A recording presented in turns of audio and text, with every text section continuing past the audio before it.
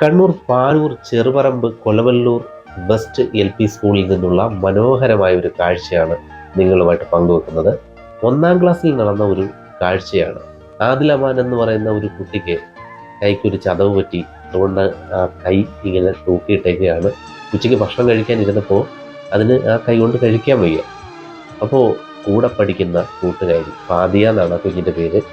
ആ കുഞ്ഞ് ഈ ഒരു മോന് ഭക്ഷണം വാരിക്കൊടുക്കുന്ന ഒരു മനോഹരമായ കാഴ്ച. തൻ്റെ കൂടെ പഠിക്കുന്ന ആ കുഞ്ഞിന് കൈ വയ്യാന്ന് കണ്ടപ്പോൾ ആ പെൺകുഞ്ഞ്, അതേ പ്രായമുള്ള ഒരു കുഞ്ഞ്, ആ കുഞ്ഞ് ഒരമ്മയായി മാറുന്ന ഒരു കാഴ്ച.